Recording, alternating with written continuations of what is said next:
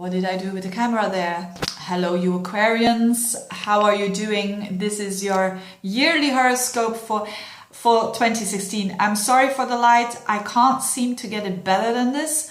And but I hope you don't worry too much about the light. I hope you worry or not. You value more the content of this video than the entourage. I do my best, you see, but I mean, I'm more interested in the content anyways. And you, Aqua, I write Aqua here because it's short, because Verseau or Aquarian is just too long. And I like that word, Aqua. It makes me think of liberté, égalité et fraternité. This is so important for all you Aquarians. You represent that. You represent tolerance. You represent freedom. You represent connecting with other people, with like-minded people. Now, 2016, you are a fixed sign. And all the fixed signs, and you are one of them together with the Leos, the Taurians and the Scorpios, all the fixed signs are having a bit of a less stressful year. I mean, in general. Okay, you might say, oh, but I'm having a hard time here. Okay, I'm doing these horoscopes here in general. Why is that? Because the slower planets are not in fixed signs. Last year it was Saturn that was causing a little bit of tension to some Aquarians amongst you, but now that's gone. No Saturn annoying you anymore. It will be in a certain area of your life, of course, but it's not a key area of your life. So what I'm saying here is that key areas of your life are not that much under stress as the last 2 years. So that is a good start, isn't it? It doesn't always have to be you Aquarians. But let's have a look at what is going on for the year of 2016. I think if you want to know where to put the emphasis on, where to put the focus on 2016, it's your 8th house. Because it's not only Jupiter that's in there up until September, it's also the North Node. And this is a double whammy. This is like a beam that is showing, hey, look, you Aquarians, put some emphasis on that 8th house. Explore a little bit and expand. Do something different. What is the 8th house? It is the house of transformation. It's the house of life and death. So maybe you are going to explore a little bit more. When it comes to the metaphysical, when it comes to the occult, it's a good time for you to do so. To maybe you're going to read or want to know more about the occult, the metaphysical world, life after death, aliens, whatever. It's a good time to explore. It's also a good time to explore on a psychological level, to explore on understanding yourself way better. Don't you Aquarians want to do that? And this is all behind the scenes, so people don't see that you are doing that. But it gives you little gifts there when you do so. So explore, understand yourself better. Intimacy as well. There is a possibility of getting more value of other people, other people seeing you. And if you are in a relationship, that the intimacy is more important. Or maybe you just started a relationship and it becomes more intimate, more trustful. It's a good time to if you had a difficult time with trusting other people, it's a good time to work on that. It's a good time to try to let in other people's help. Letting other people's, maybe it can be help in a financial way, it can be help in an emotional way. But accept help from others, especially if you are someone who doesn't really like to be helped. It's now actually pointing towards, look, if someone is offering you something with good intentions, just let it be, accept it. Gratitude is also very important with Jupiter in your 8th house, gratitude.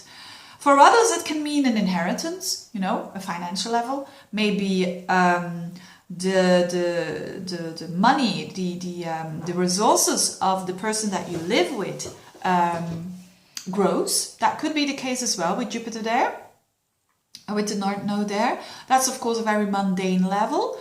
or maybe some money coming to you that you didn't really did any effort towards. Could be the case as well.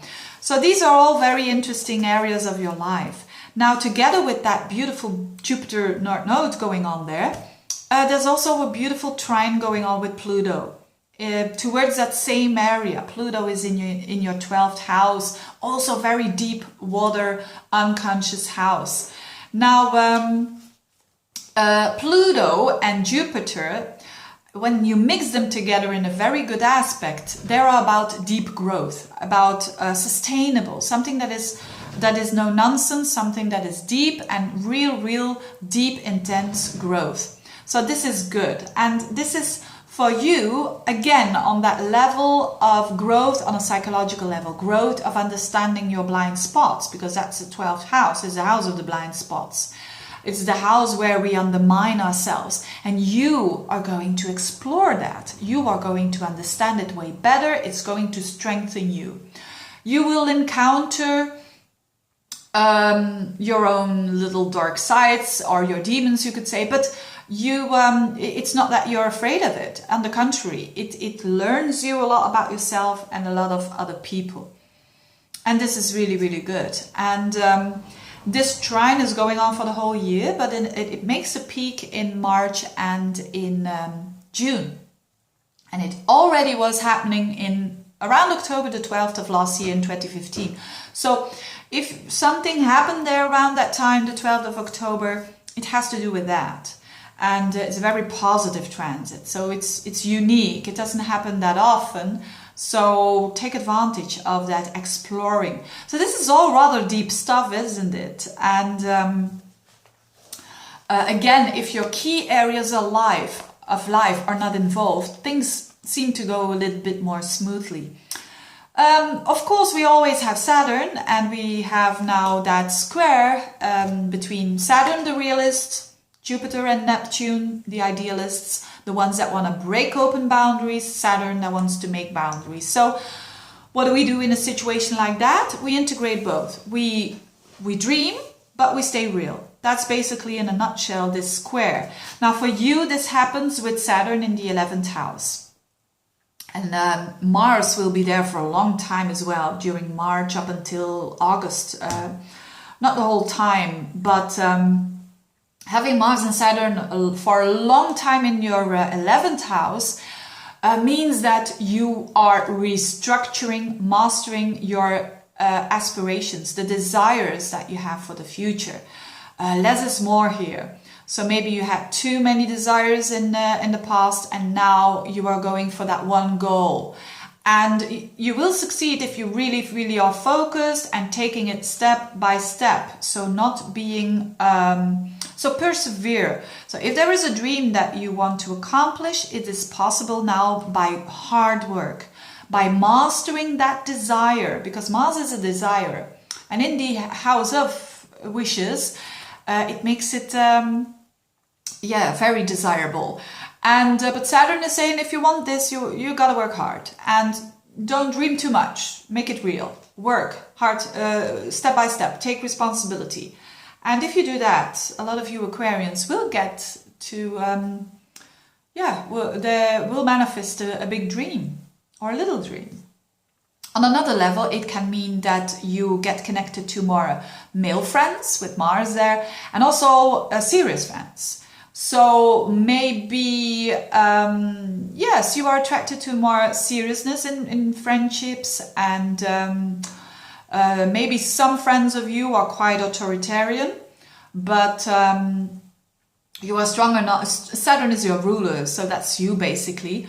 So you also have your own authority, of course, and but it's a good time to, if you want to work together with friends, or if it's a good time if you again don't demand too much from them, and if you put your effort into it. With the Mars there, then you can make it happen. You can play a big role in 2016 on a social level, on a network level almost. So maybe because the 11th house is websites and internet and all of these things. So maybe you are taking a leadership role there. Could be the case as well. Last but not least, Juno is a very little asteroid that is all about commitment, that is all about fairness, and this is in your 10th house of work, so it's for the whole year there, well, up until October. And that means a lot of emphasis on commitment and fairness when it comes to work. So you will really, if you have this already, you know, if you have fairness going on with work, if you are very committed to your work, this will mean a continuation. If you say, when it comes to work, I'm not really committed, it's not always fair what's happening there, there is energy now coming your way that it will be more fair, that it will be more, you want to commit more. Okay, so it can also mean another job that you are super committed towards. So yes, I think all in all a very nice year for you Aquarians. It's not the most stressful years. Again, it's in general. I hope you will be fine. I hope you have a very strong year. Thank you for supporting me in the year of 2015 with subscribing, with sharing my videos, ordering readings. Keep on doing that, and thanks a lot for watching. Have a very good year. Bye bye.